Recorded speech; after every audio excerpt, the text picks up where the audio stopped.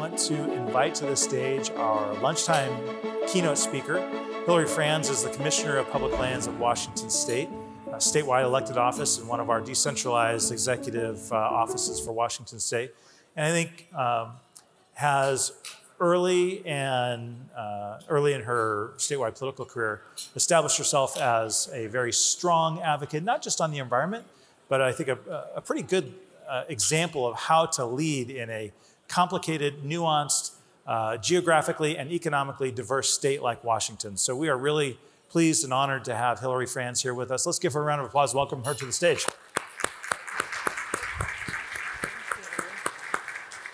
Take her away. So much. Hey, hello everyone. Hey, God, how are you all doing? Feeling good?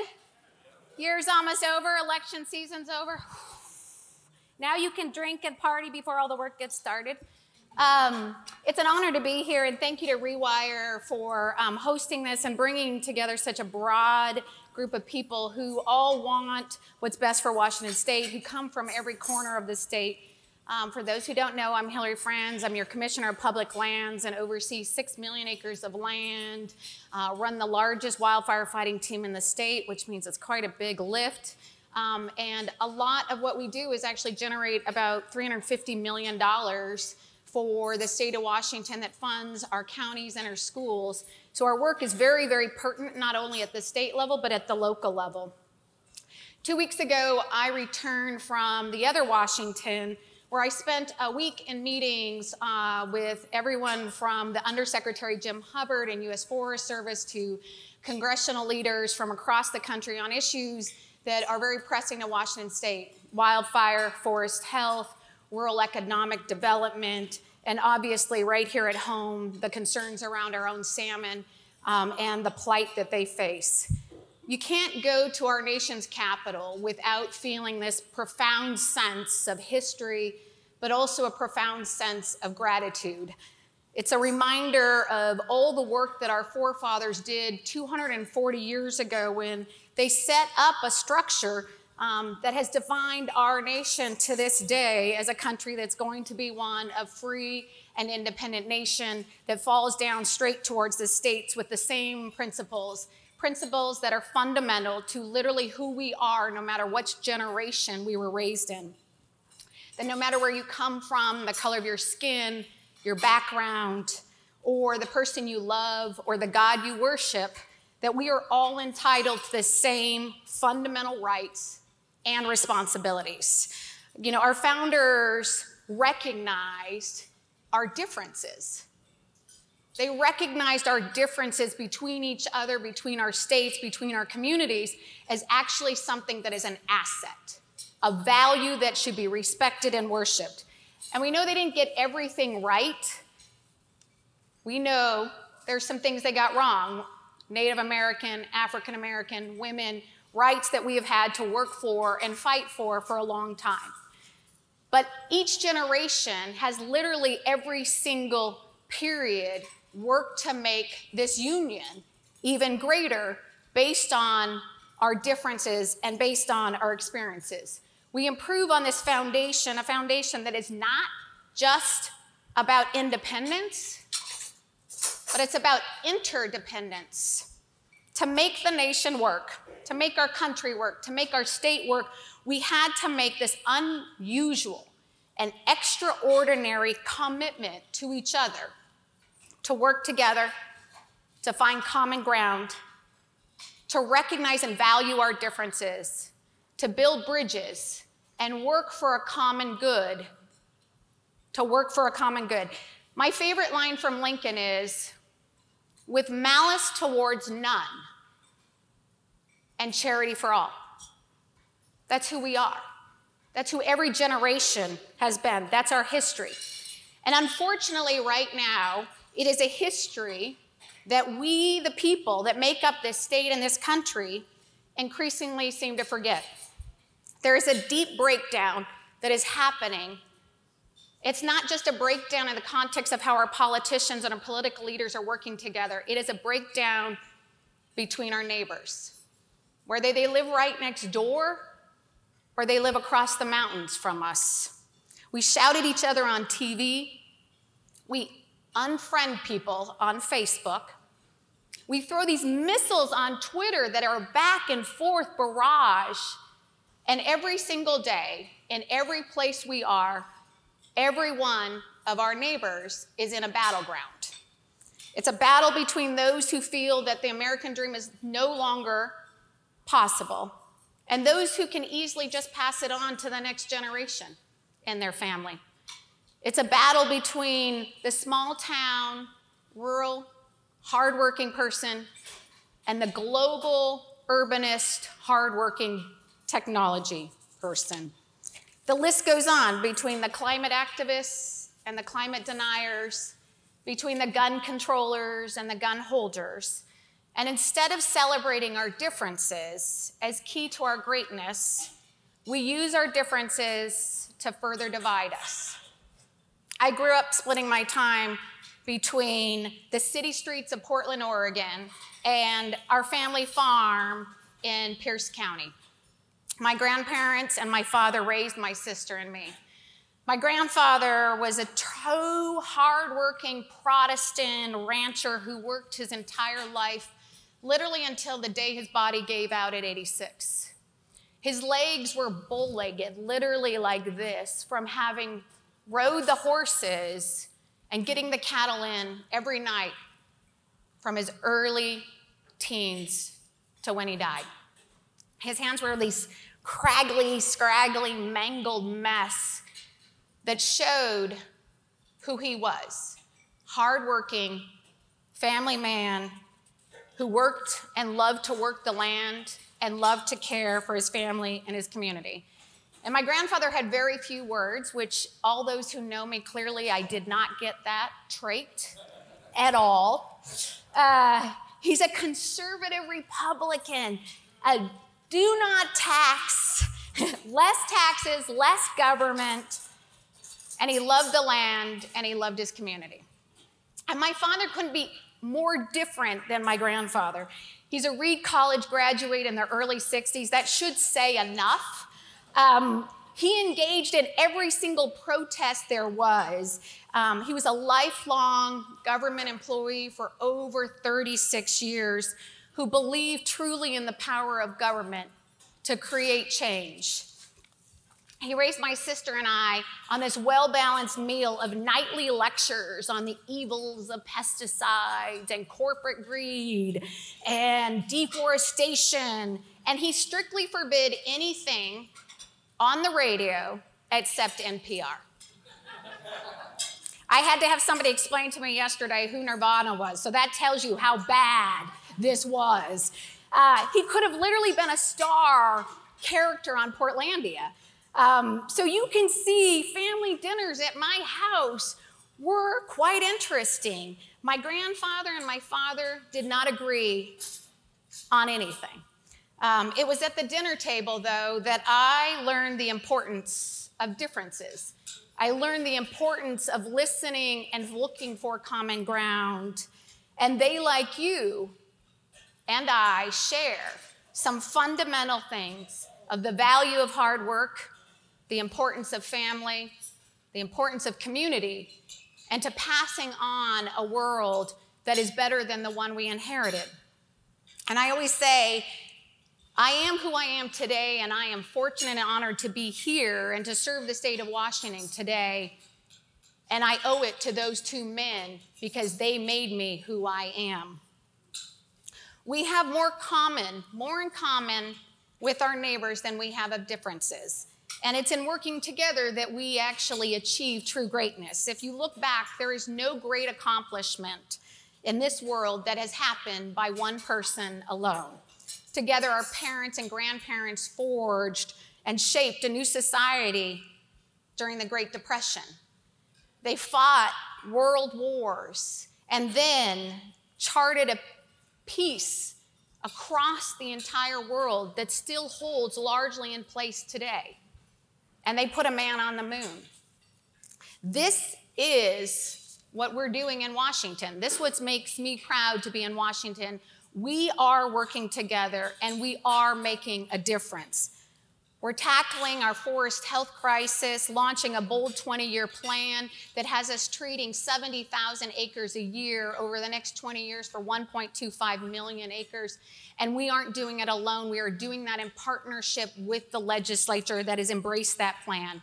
We're creating new economic opportunities in our rural communities from these dead, diseased, and dying trees, and turning them into buildings that are affordable within our most populated and less populated urban centers where affordable housing is getting harder and harder to be able to build.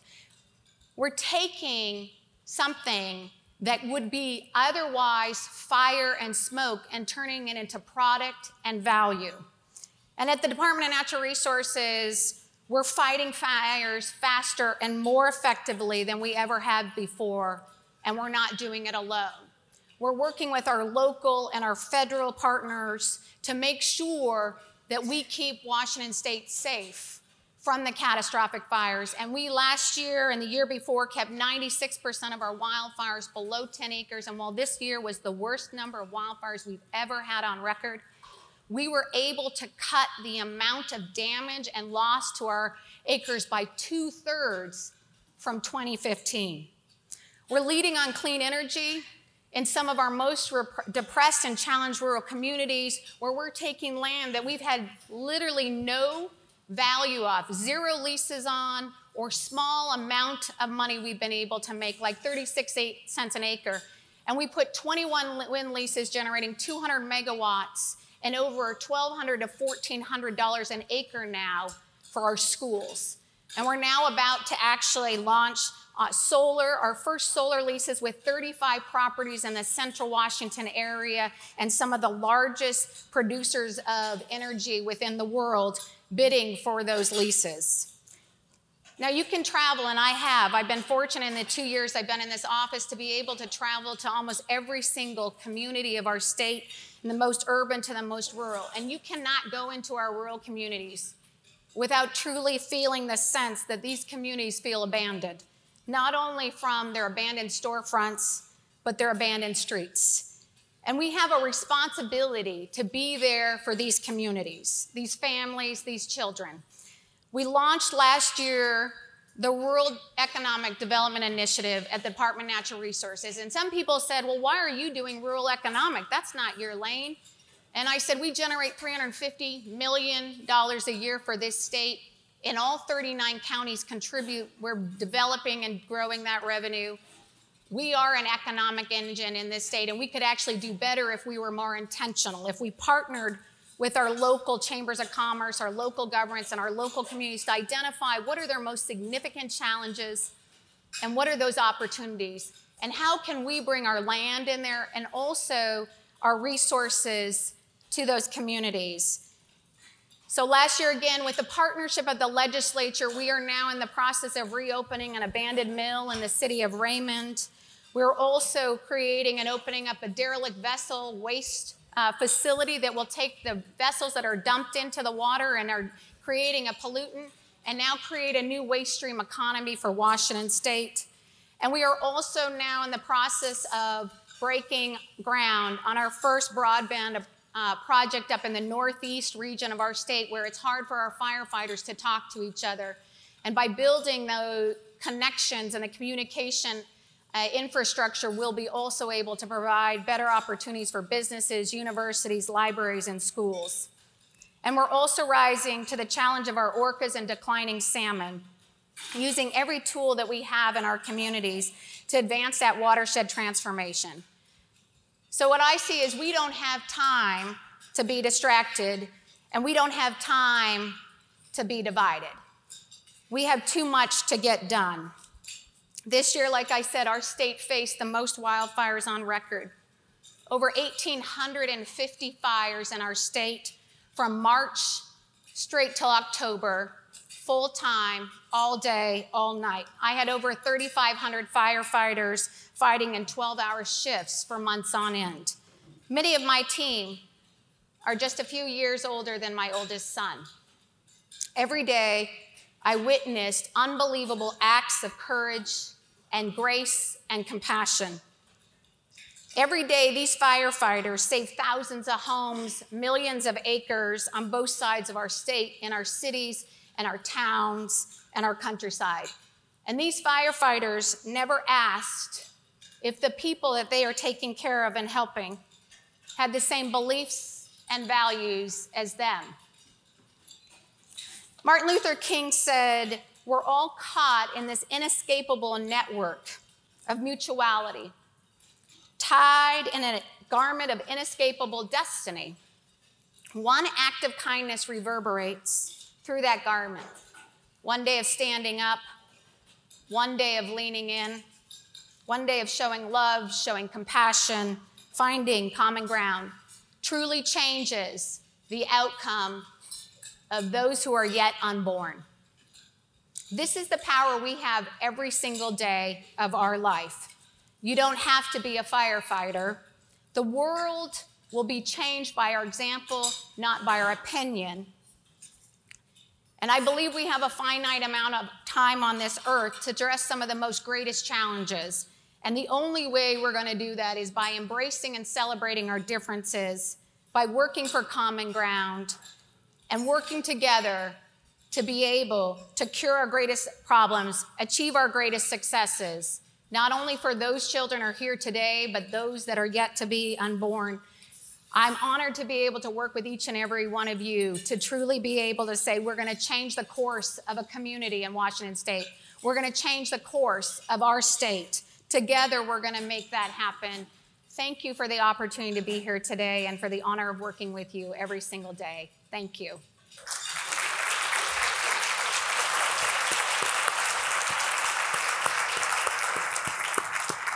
Like Representative Wilcox later today, like the members on our keynote panel earlier today, Commissioner Franz has no idea about what I'm going to ask her.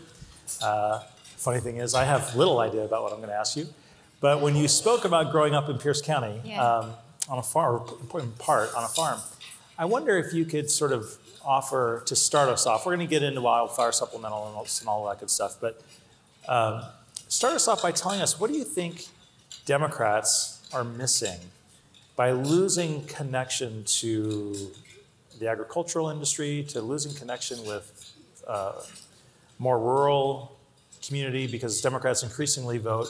You're a statewide elected Democrat, therefore a leader in the Democratic Party, though you're not the leader of the Democratic Party, but a leader. What do Democrats miss by migrating from rural communities into the cities?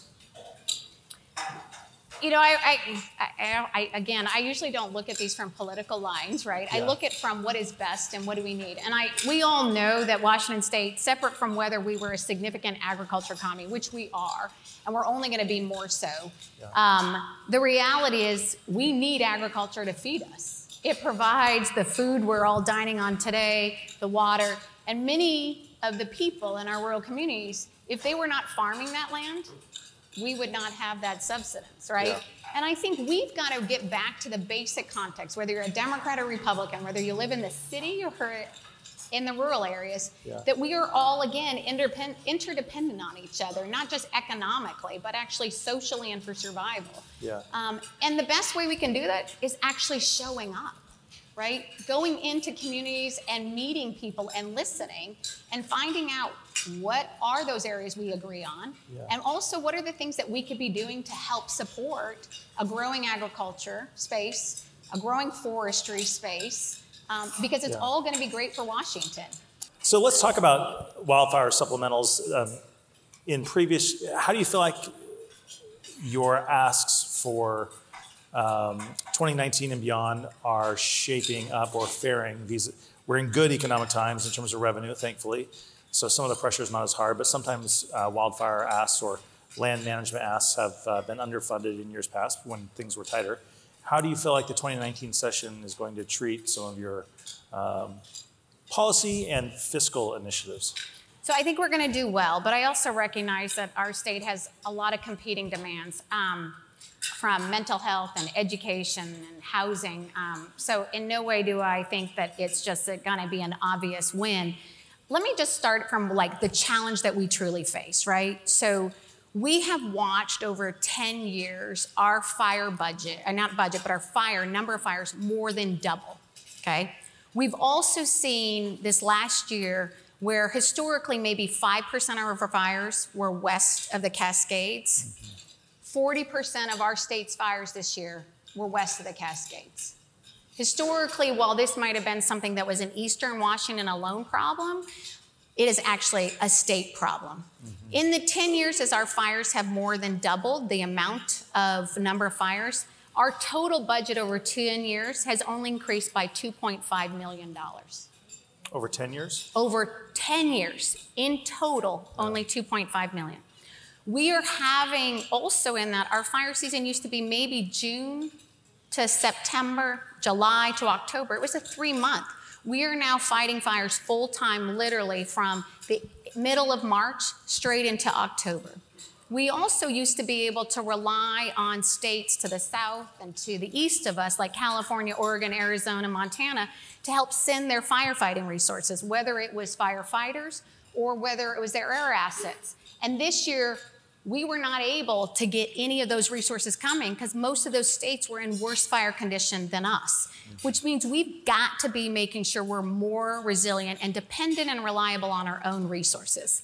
But the budget ask that I put forward is a $55 million budget total that not only addresses wildfire, right, and making sure we have the air assets and full-time firefighters, but also half of that would go to forest health treatments, which is why we're seeing more catastrophic wildfires. Like I said, we have 2.7 million acres of forest that are in poor health in Washington State.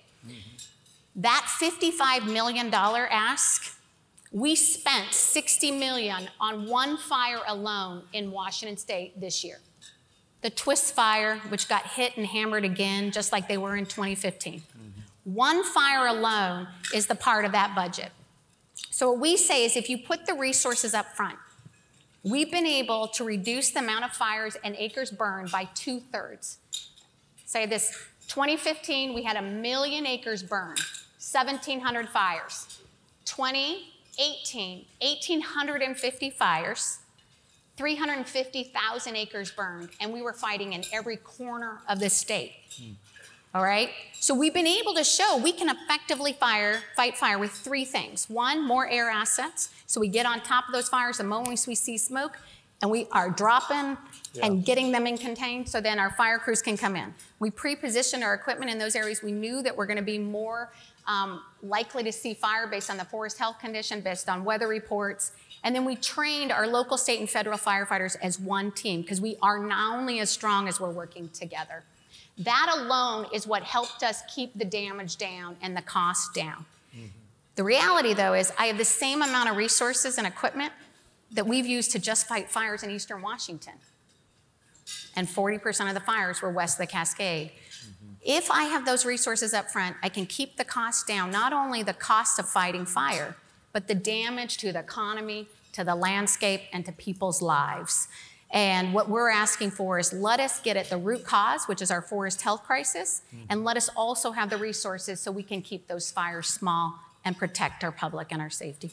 How did we, I mean, I think everybody has some idea of this answer, and maybe the answers vary widely, but how do we get to a place where we've allowed our forests to become in such disrepair? Is it just, I mean, I'm sure it's a complicated answer, but how would you characterize that in 30 to 60 seconds? I know, yes, everybody wants me to characterize in 30 seconds.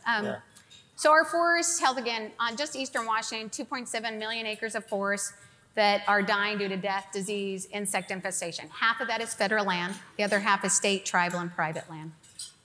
It's a combination of a number of things. Definitely our climate is changing. We're seeing hotter, longer hot seasons, less moisture in water. Part of why we had more fires on the west side is we had 70 days with no moisture and 96% of our state was in a drought. We're seeing rapid infestation from insects that go really quickly, partly because the trees are weak. They're weak because they're competing for moisture and sun, and they're very clogged, right? And we haven't, and I say we in the sense of the federal agencies and state and tribes and private, haven't been treating our forests in a way that make them more resilient. The most compelling visual I've ever had is when you go into a forest landscape and you can see in a canyon where a fire has ripped through, this is up in Okanagan, ripped through in 2015 and just decimated like ghosts, you know, this odd picture on the forest floor. the left-hand side, and it gets right up to a treated forest, and the fire stops.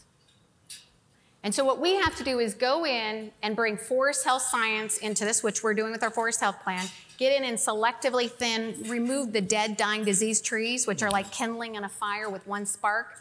We have to be able to remove some of those smaller diameter trees and get them out so that all the other trees that could grow larger and get more sun and water can get healthier and more resilient. And we also have to bring prescribed fire into this forest because fire is natural to our landscape. It's just not natural in the context of how much fuel load we have out there. And the great news by that is when we do that treatment, we can actually turn that into buildings, right? Into material that we need in some of our most urban areas. Secretary of State Ralph Monroe said earlier in a session, former Secretary of State Ralph Monroe, said in an earlier session on climate change that it would make some help, or it would help some if we could just plant more trees. And I think there's probably general agreement. It's a mainstream opinion that would drive increased carbon sequestration and would be all in all a good thing. Would that be, can we do more of that on our public lands, or are so much of our public lands either already perfect for ranching and other kinds of public uses or leased uses, and that our forests are at their maximum reasonable footprint? Or do we have opportunities maybe to explore expanding the forest footprint in Washington State?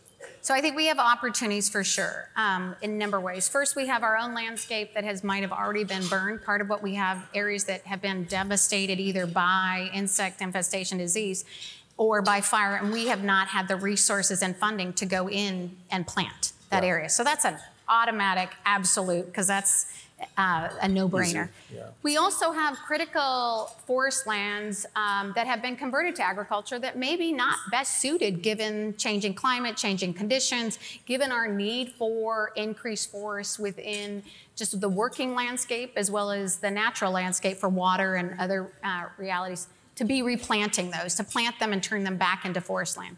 I would say in my thinking about this issue, I think one of the greatest threats right now to Washington State economically, environmentally, is what we're likely to see, which is the rapid conversion of working forest and working farmlands in Washington State. And I'll just focus on the forest side, but we know that Washington State is seeing an unprecedented amount of population growth. It's putting enormous amount of pressure on some of our critical working forest lands that have been working and providing not only the economic opportunity and the social opportunity, the built environment, but also environmentally. As that land converts, we're going to see a significant loss socially, environmentally, economically. And we're now 40% of our state's forests are in small private land ownership. And many of those people are aging and moving on, and the question will be, do they stay working forest land? At the Department of Natural Resources, we actually have an acquisition budget. We buy and sell land. We're not just stuck with the footprint we have.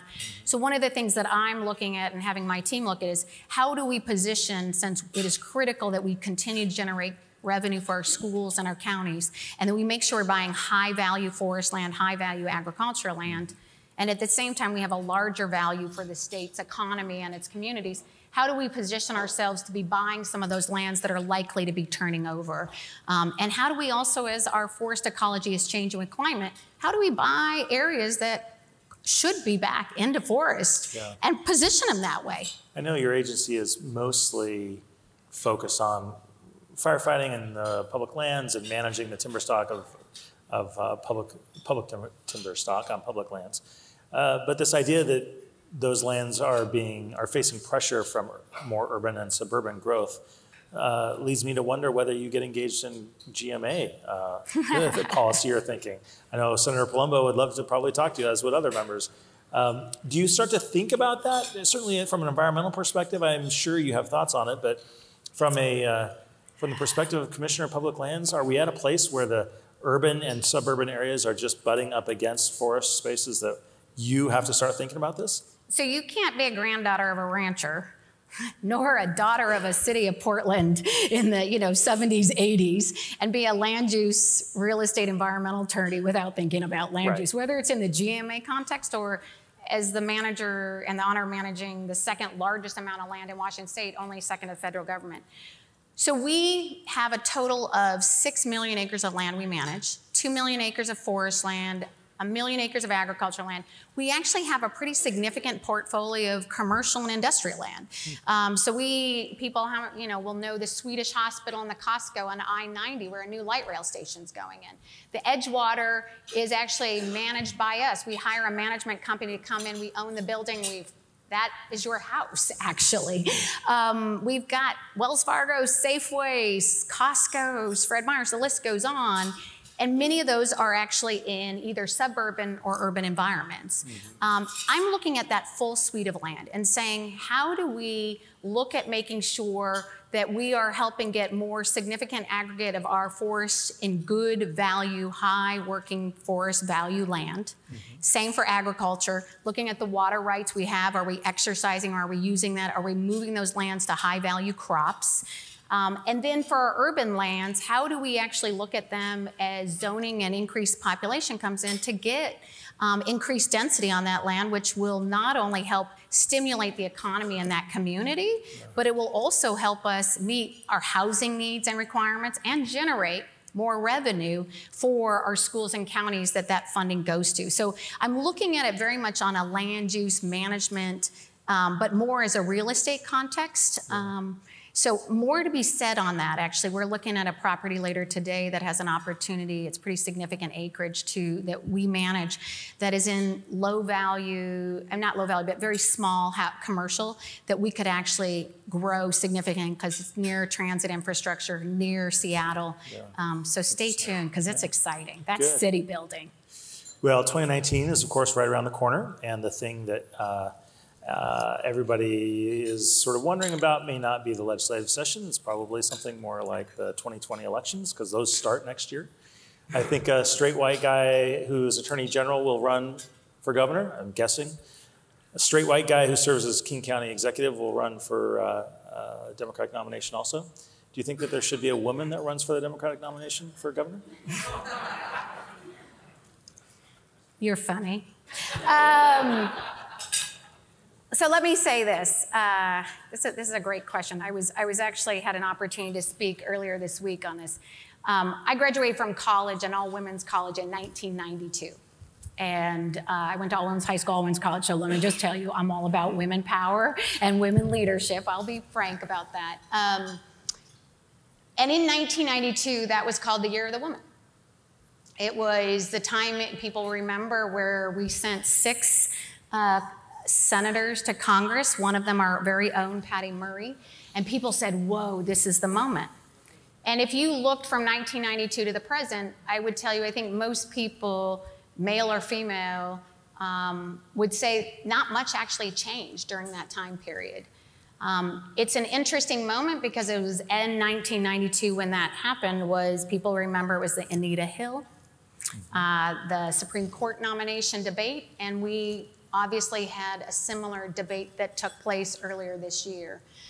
I think the best thing that we can do for democracy and for working together and getting communities and parties and urban and rural is to make sure that our leaders across the board, whether it's in Congress or whether it's in the legislature or whether it's in the executive, have and represent the diversity of our state and our country. By race, by color, by gender, by their backgrounds. And I think we need to start elevating the discussion about how do we get more people running for office that represent the communities that we represent, which I think will enable us to truly lead our state and our country. And I think it should start absolutely with more women running for office, bringing what I see oftentimes, and I have 3 boys, so I'm not remiss. I love men, I'm gonna be frank. I think women bring a sense of fearlessness right now, a sense of complete desire to change things that feel broken for quite some time, whether that's economically, socially, or environmentally.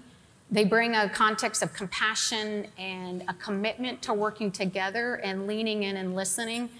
And and also coming from a position that's just not one of their own understanding and background, but reaching out to get to know others and be able to lead together with others. Men can do it, women can do it. I think anything we can do to raise leaders up that will truly bring the respect and dignity of every single voter in Washington, no matter where you live, no matter how you vote, and say, I represent you and I'm here to work tirelessly on your behalf, is what we need.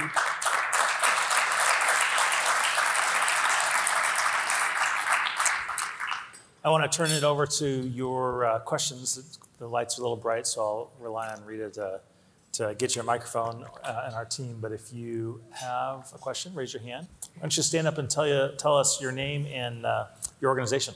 Sure. Thank you so much. My name is Max Potashnik. I work for the Jewish Federation of Greater Seattle. And like you, though not my family of origin, I come from a mix of urban and rural. And my in-laws are cattle ranchers and tree farmers in Eastern Oregon, and so I've had a big learning curve in terms of rural issues. And they are model tree farm owners. In fact, they won the National Tree Farm of the Year award for their forest management. And so one of the things I've been talking to them about is how do we make responsible forest management affordable for private landowners? And I've heard a lot about their perspective about what makes it unaffordable to them and really a loss in terms of the management they do. They do it because they love and care about the land. So I'm wondering, in terms of the healthy forests management package that you're proposing, what incentives are there in there for private landowners, ideally to be profitable in managing land responsibly, but at least not to lose money on the endeavor? Thank you. Yeah, great question. And I family, small forest landowners, ranchers, so we have a lot in common. I think we oftentimes come at this context of trying to improve our forest or our agriculture or our environment from a place very much heavy-handed regulation, right? That says, if we tell them to do this, it'll make them do it, and then all of our problems will go away. Well, we know that's not the case because it oftentimes disincentivizes even holding on to that land and keep it in forestry, which is a loss across the board to every single citizen of Washington State. What we are about and what we've been have committed to when we did the Forest and Fish Agreement that goes way back and is one of our pinnacle agreements in Washington State that said we're going to bring the environment and our foresters, whether it's small to our large forest management owners, to our economic, our mills and our communities, has said we together are way stronger for the environment and for the economy. And we made a commitment in that for our small forest landowners. And the challenge is that since the recession, we haven't had the funding and resources that said, how do we help assist you to put good forest stewardship on that land and also pay for it, because it has a component that is very much an environmental benefit to every single citizen in Washington State. In my package this year, we are saying we've waited too long and we can't wait any longer. We need to step up because every one of us values those forests, even if it's not in our backyard. And when we lose it, it's too late. So there is a piece in that, and I'm hoping it's going to be funded.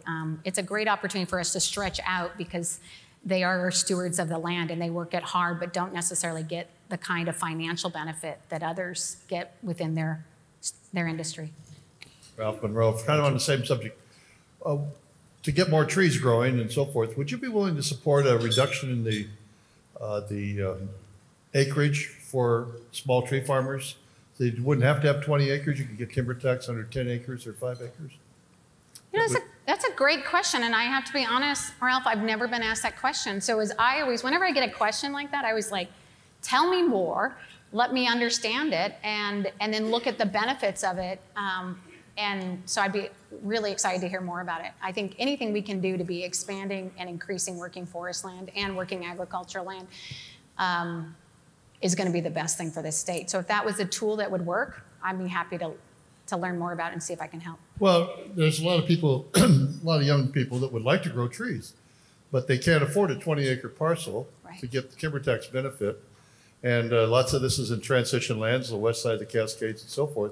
But if they were allowed to have a house and grow the trees on the 4.5 other acres, or have a house on 10 acres and grow ½ acre for a house and the trees on 9.5 acres, it might stimulate more forest people planting trees and more forest owners. So it's just a thought, and I don't think it's ever been proposed, but it should be discussed, I think. So. Yeah.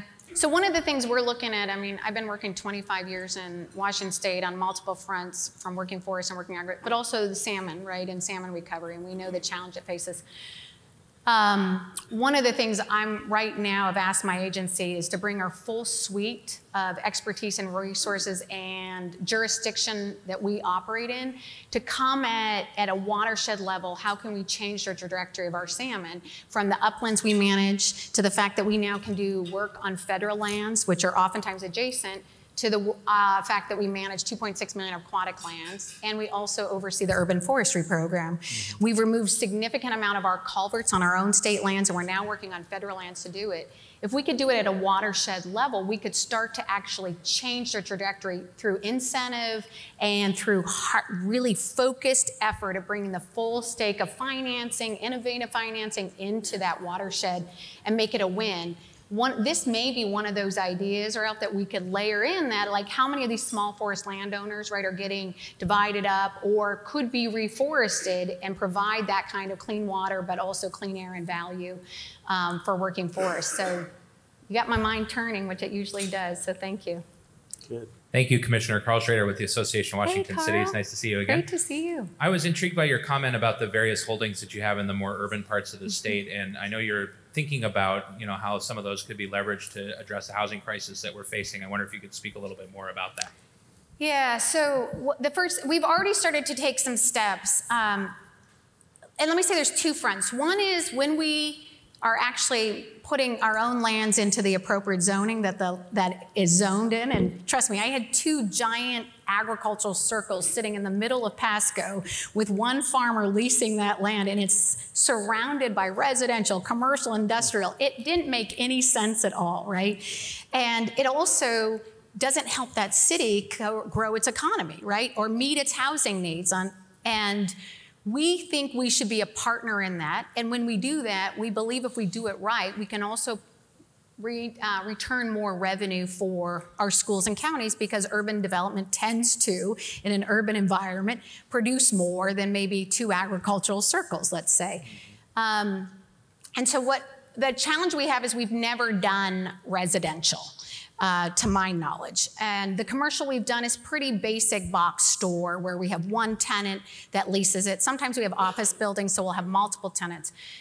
But I believe that if what we've done is we've identified all our land in King County, specifically that's public land and that is in leases that are not, out for 30 years from now, that may be in right now a density or a use that goes far back in time that doesn't represent the zoning currently that is there. And we're looking at those properties and now wanting to have conversations with the local government, with housing, with developers, and also with our state legislature of how could we actually help provide an economic stimulus to that community and also provide basic housing and sometimes commercial multi-use in that area. We haven't yet, we're just starting those conversations literally and have done the mapping. The other thing I would say to you, one of the things we've done is when I came in, we have not done an asset management analysis of our 6 million acres of land in 20 years. So if you look at that 6 million acres, many of these are in communities that have changed tremendously in the urban and rural, and the uses around them have changed. And we continue to still hold it in the use we had 20 years ago. So we worked with the legislature last year to get funding to do an asset management analysis that looks at all those lands, identifies what its current use is, what its highest and best use is based on zoning, by the uses surrounding it, by the infrastructure investments that are there or not there. And now the goal will be, how do we go and actually secure either the development opportunity that needs to happen on that land, if it's an urban, commercial, residential, or how do we also look at infrastructure investments that we could get nearby that we could then generate more revenue from. Mm-hmm. And so it's a huge opportunity for us that I think will meet that triple bottom line that we're truly responsible for. Yeah, good. Right here, Amber, great.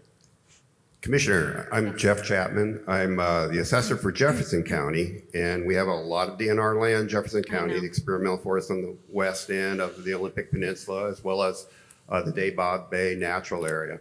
But I'm also I've been the long-term public lands advisor for backcountry horsemen in Washington, and I was on the WTA board for a long time too. And a while, I deal a lot with the fires in eastern Washington. And in this last year, we had our twist drainage burn up again on natural forest lands. And I remember several years back, we had the Table Mountain fire that's in Kittitas and Chelan County burn. And the DNR property didn't burn too badly because it had been treated and maintained. But the Forest Service lands burned to a crisp. We lost all of that. And I know there's been a lot of talk more recently, since even the Okanagan fire and some of the others, about a more sharing agreement between DNR and the Forest Service, where firefighting equipment, even crews, could be shared more. I mean, on the Okanagan fire, the DNR firefighters couldn't cross the line on the federal property. Is that improving? Is there more happening with that? Great question. Okay, that's one of my favorite questions.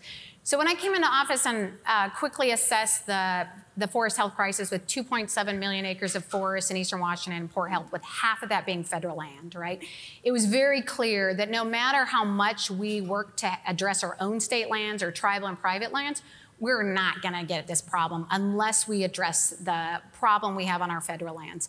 So last year, I signed the Good Neighbor Authority with the federal government, which specifically enables us now to go on federal lands and do projects. In fact, we not only can do forest health projects, but we can also do salmon culvert removal, salmon restoration protection. We can also actually do trails and recreation areas.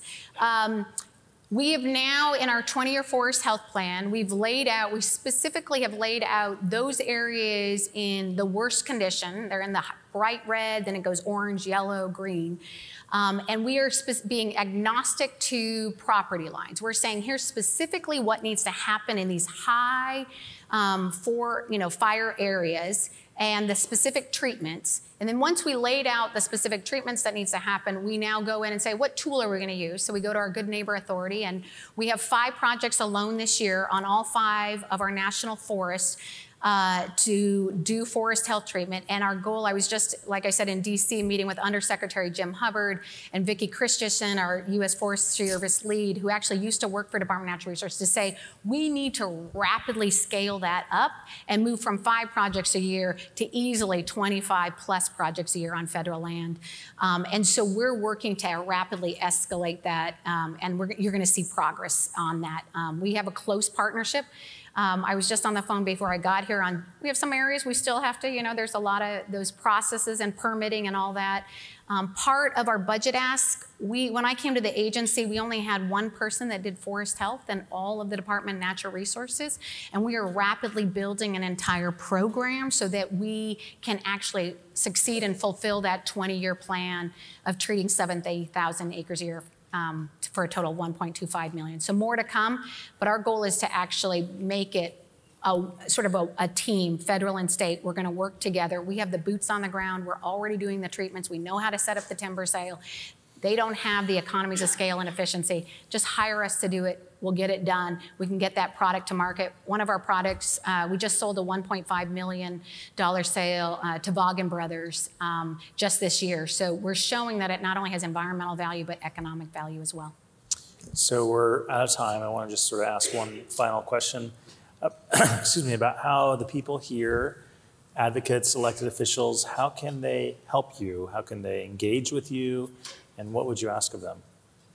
Yeah, so I'd say the first thing is pay attention to my budget package. It's big and it's good and it's gonna help Washington State. All right, that was my plug. It's pretty good. It is. Pretty direct. The items in that budget too, I think, are very reflective of every corner of Washington State and the most pressing needs and the most pressing opportunities economically, environmentally, and socially. I think the other thing that I would say is that working together, my agency with the legislature, And then working with our local communities is how we're going to get things done. We've proven that already, you know, like I said, not only in the Forest Health Plan being adopted by the legislature, which now has them in partnership investing in it for the long term, but also the rural economic development work. When we went out and said, communities, bring us your greatest ideas, and in 6 months we had 88 projects from every corner of the state, everything from clean energy to water infrastructure to a mill to the context of broadband. The legislature then said, hey, we heard about this. How can we partner with you to make these things happen? And we got about $4 million last year to actually ignite and energize and get those resources on the ground. And I think that's how we can take our state agencies and our legislature and our local communities who are at the ground level, who really know what the opportunities are, and be far more effective in a far faster manner than we have before. And it means we're not just serving one part of Washington, but we're serving all of Washington. And that's what I think is exciting. And I am looking forward to working with the legislature. Well, your enthusiasm is palpable. Your approach focused on collaboration is appreciated, and your leadership on behalf of the people of Washington State is very much applauded. So, Hilary Franz, Commissioner of Public Lands, let's give her a round of applause. Thank you very much.